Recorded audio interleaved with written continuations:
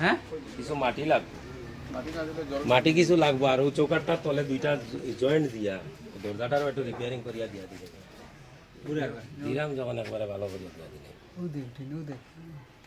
আর ওই পুরানা টিন যে দুই সাইডটা বাইরে ওই কোনাটা ভাঙা যেটা আছে ওটারে রিপেয়ারিং দরজাটার চৌকাটটারে নিচে দুই টুকরা লাগাইয়া আর ওই দরজাটারও একটু লাগাইয়া পুরানা টিন যেটা বাইরে গোটা উঠে ও বউটাই গোটা পুরো সুন্দর মতো মুখিয়া খইতাই রে গো ওটা দিয়ে ঢুকে ওটি না মনে খালি সাইডটা পুরো উপর সব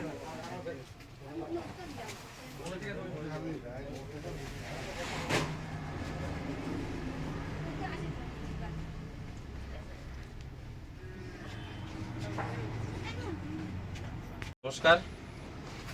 আজ আমাদের মাননীয় বিধায়ক পাতারকান্দি শ্রীকৃষ্ণেন্দু পাল মহাশয় ওনার 52তম জন্মদিন উপলক্ষে প্রতি বৎসরেই আমরা একটা না একটা কিছু করে থাকি।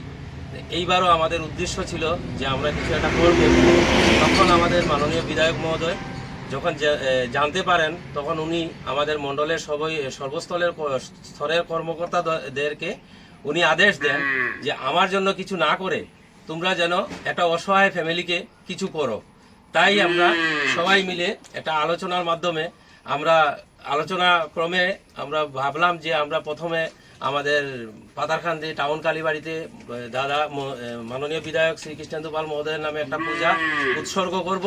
তারপর আমরা এই যে মহিলা ওনার ঘরটাকে আমরা রিপেয়ারিং করে দেব। তাই আমরা আজকে সবাই সমবেত হয়েছি। সমবেত হয়ে ওনার যে ঘর রিপেয়ারিং করতে যেগুলো টিন লেগেছে সেই টিনগুলো অথবা কাঠকুট সবগুলো আমরা নিয়ে এসেছি। আজকে তো সম্ভব নয়, ওনার ঘরের থাকার মতো ব্যবস্থা নেই। উনি তো রাত্রে যদি বৃষ্টি আসে তাহলে ওনার সব কিছু ভিজে যাবে। তাই আমরা মনস্থির করেছি ওটাকে কালকে আমরা কমপ্লিট করব। আজকের সম্পূর্ণ জিনিসপত্র আমরা নিয়ে ওনার ঘরে রেখে দিয়ে আমরা চলে যাব। কালকে এসে আমরা ওগুলো কমপ্লিট করব। ধন্যবাদ। পাতারকান্দিবাসীকে মাননীয় বিধায়ক মহোদয়ের জন্য আশীর্বাদ করার জন্য ওনাদের কাছে আমি অনুরোধ করছি। স্যার ধন্যবাদ।